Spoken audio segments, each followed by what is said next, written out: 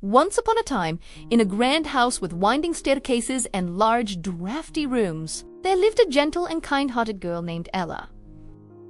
After her dear mother passed away, her father remarried a woman who had 2 daughters of her own. Though they were beautiful on the outside, their hearts were cold and unkind. When Ella's father also passed away, her stepmother and stepsisters revealed their true nature. They made Ella do all the work in the house, from scrubbing the floors to cooking the meals. She slept in a small, cold attic, and her only friends were the little mice who scurried in the walls and the birds who sang outside her window. In the evenings, she would often sit by the fireplace to warm herself, and the cinders from the fire would cling to her simple clothes, which is why her stepsisters mockingly called her Cinderella. One day, a great excitement filled the land. The king was holding a magnificent royal ball so that the prince could choose a bride. Every young maiden in the kingdom was invited. Cinderella's stepsisters could talk of nothing else, chattering endlessly about the fine gowns and sparkling jewels they would wear. Cinderella worked tirelessly, helping them get ready, pressing their dresses and styling their hair, all while dreaming of what it would be like to even just peek inside the grand ballroom. When she timidly asked if she might also go, her stepmother and stepsisters only laughed cruelly. "You, Cinderella, in your rags and covered in cinders. You would be a disgrace," they sneered, and left for the ball, leaving Cinderella all alone. Cinderella went to the garden, her heart heavy with sadness, and began to weep. The world felt so unfair, and her one small wish seemed impossible. As her tears fell upon the ground, a soft, shimmering light began to glow beside her. Out of the light stepped a woman with a kind face and a silver wand, her gown sparkling like the stars. "Do not cry, my child," she said in a voice as gentle as a lullaby. "I am your fairy godmother, and you shall go to the ball." With a flick of her wand, the magic began. She touched a large pumpkin in the garden, and it instantly swelled into a magnificent, gleaming carriage. She then tapped 4 of Cinderella's little mouse friends, and they transformed into 4 beautiful white horses to pull it. A friendly rat became a proud coachman, and 2 lizards became smartly dressed footmen. Cinderella watched in wide-eyed wonder.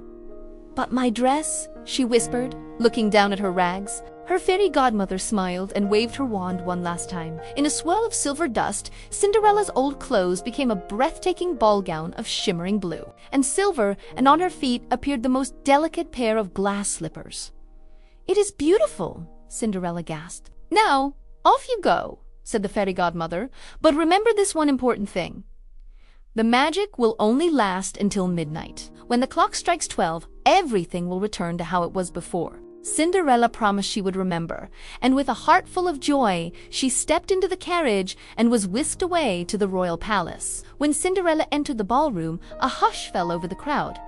No one recognized the girl from the cinders. They only saw a princess of radiant beauty and grace. The prince himself was captivated from the moment he saw her. He asked her to dance, and they swirled across the floor as if they were the only 2 people in the room. They danced every dance together, and Cinderella felt as though she were living in a beautiful dream. She was so happy that she almost forgot her fairy godmother's warning. But then she heard the distant chime of the clock beginning to strike 12. "Oh, I must go," she exclaimed, and without another word, she turned and fled from the ballroom. She ran down the grand marble staircase so quickly that one of her delicate glass slippers slipped from her foot and was left behind. She reached her carriage just as the final chime of midnight rang out, and as she sped away, her beautiful gown turned back into rags and the carriage back into a pumpkin. The next morning, the entire kingdom was buzzing with news of the mysterious princess who had stolen the prince's heart. The prince, determined to find her, announced that he would marry the maiden whose foot fit the glass slipper left behind on the palace steps.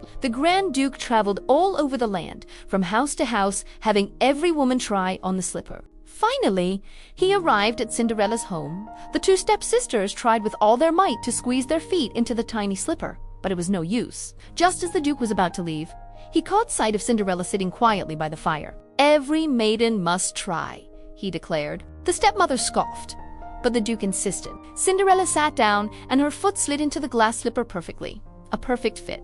And as if to prove it beyond all doubt, she pulled the other slipper from her pocket. In that moment, her fairy godmother appeared once more, and with a gentle wave of her wand, she dressed Cinderella in a gown even more beautiful than the one she had worn to the ball. Her stepmother and stepsisters stared in stunned silence.